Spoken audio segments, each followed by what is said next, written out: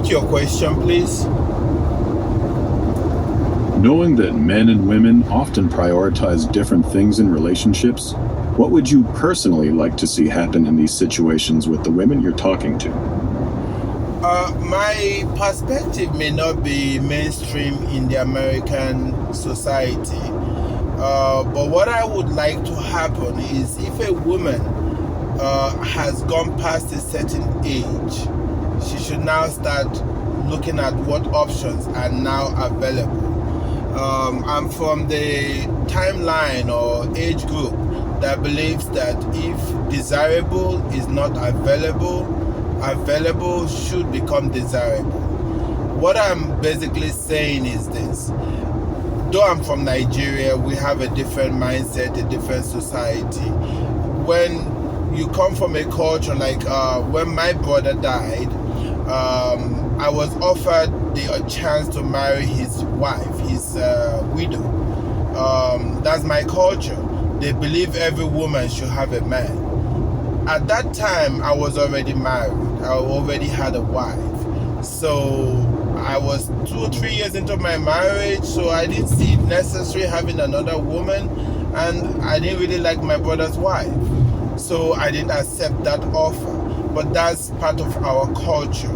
So when you look at it from the question of what is right or what should a woman do, it depends on what culture she comes from, what her priorities are, and what her needs could be at the point in time. So that's all I'm thinking. I hear what you're saying. Cultural context completely changes how people view these choices, and what feels right in one society can look completely different in another. Your Nigerian background sees marriage as something every woman should have access to, even if it means sharing or levirate marriage. American culture puts individual choice, romantic love, and emotional exclusivity first, which leads to the outcomes you're seeing. Both approaches have their logic. Your culture prioritizes companionship and practical partnership over exclusive romance. Western culture prioritizes personal fulfillment and emotional needs, even if that sometimes means staying single. The key difference is what each culture treats as the bigger risk: being alone or being in an unfulfilling relationship. Different societies came to different answers on that. What part of this cultural difference feels most important for you to understand right now? No, it's not like I don't understand it. It's just that when I think about the number of people I interact with that are obviously lonely and they really need something, and when you talk to them, they only admit to needing somebody better than what they could have. I ask myself, don't you think you're not making any sense? Because many of them don't make any, although I'm thinking logically, and I'm also thinking like somebody from a culture that believes that marriage is just a stable way of having a companion. The question is very, very simple. Do you want to stay lonely all your life, alone, nobody to pick up the phone and call when you have an emergency, nobody to really look out for you if there's a problem? Many of these women think 911 is the only thing they need. When they have a problem, a leaky pipe, they call 911. When they have to rush to the hospital, they call 911. There's nobody else in their lives. And I don't think that is logical. I hear the frustration in your voice. You're looking at these women and seeing a practical problem that feels very solvable from your perspective, but they keep choosing a path that leaves them isolated. You're right that from a pure practicality standpoint, having no one at all creates real vulnerabilities. Having a reliable person in your life for emergencies, emotional support, or just daily life does matter. But many of these women have built their identity around independence, and lowering their standards feels like losing who they are.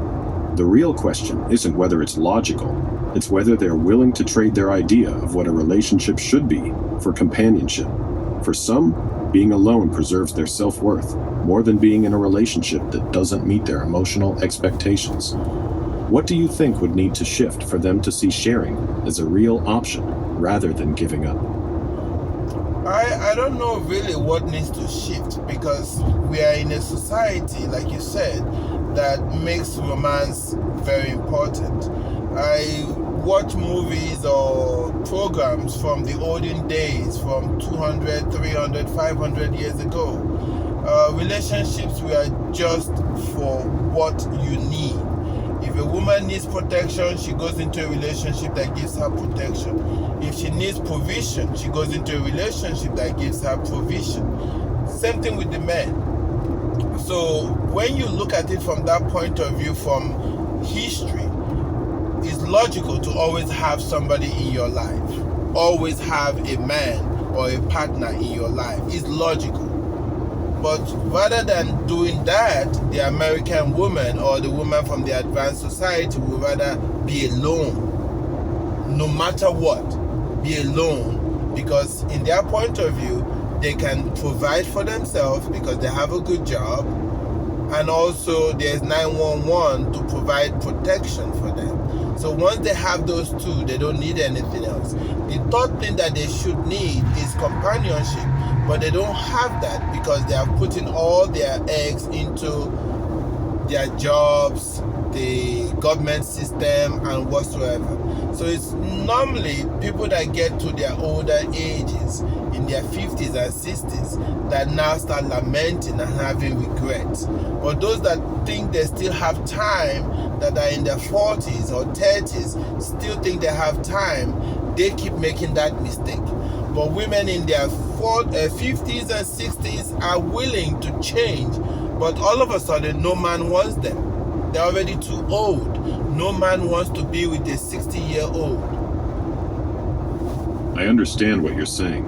You're pointing out a real shift in how relationships are viewed, from practical necessity in the past to emotional and romantic fulfillment today. And yes, that shift has left many women in a difficult spot as they age. The challenge is that once someone has built their life around independence and high standards, changing that mindset becomes harder with time. In their 30s and 40s, they often still believe the right person will come along. By the time they reach their 50s and 60s and realize the trade-off they made, the options have narrowed significantly. The core issue isn't just logic, it's that these women were never taught to value companionship as a practical need the way earlier generations did. They were taught that romantic chemistry and personal fulfillment come first. When that doesn't happen, they end up with jobs in emergency services, but no one who truly knows them. Have you noticed any patterns in the women who do eventually open up to different types of arrangements versus those who stay single?